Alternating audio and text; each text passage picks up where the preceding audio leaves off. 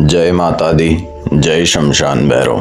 पिछले भाग में हमने छठी विधि जानी थी जिसमें श्वास के ठहराव पर ध्यान था। आज हम सातवीं विधि जानेंगे जिसमें श्वास के साथ साथ भीतर की रिक्तता यानी शून्य का अनुभव कराया जाता है। शिव जी कहते हैं, जब श्वास भीतर जाए और साधक उस श्वास को आकाश की तरफ विस्तृत महसूस करें तो आत्मा ब्रह्मांड में विलीन हो जाती है।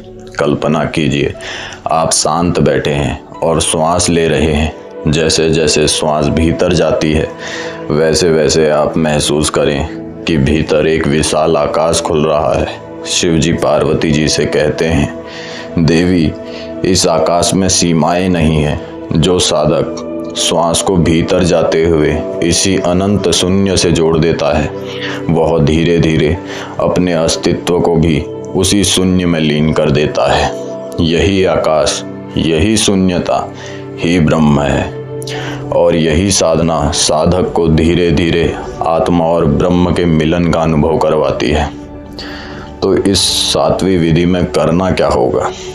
जब श्वास भीतर जाए उसे केवल शरीर तक ना मानो बल्कि उसे आकाश की तरह महसूस करो, अनंत, बिना सीमा के।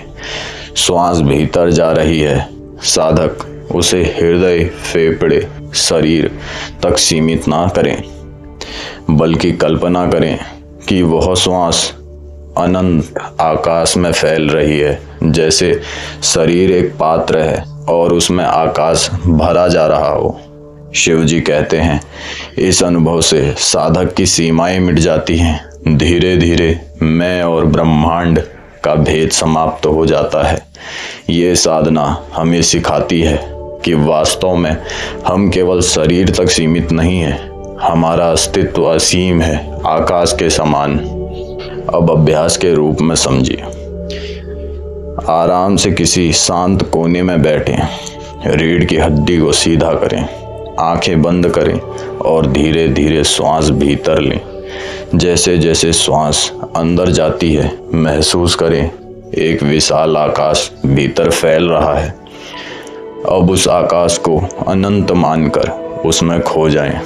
श्वास को रोके बिना बस उसके साथ साथ भीतर की रिक्तता को अनुभव करें। कुछ ही मिनट में आपको ऐसा लगेगा कि आप शरीर तक सीमित नहीं हैं। आपके भीतर अनंत शून्यता और वही आपकी वास्तविक पहचान है। तो दोस्तों, ये थी विज्ञान भैरव तंत्र की सातवीं विधि, श्वास के सहारे भीतर के आकाश का अनुभव। ये साधना साधक को सीमितता से निकालकर अनंतता का अनुभव करवाती है। इसे नियमित करें और देखिए कैसे आपके भीतर का छोटा सा अस्तित्व धीरे धीरे विराट में विलीन होता है। अगली वीडियो में हम आठवीं विधि जानेंगे। जय माता दी, जय शमशान भैरव।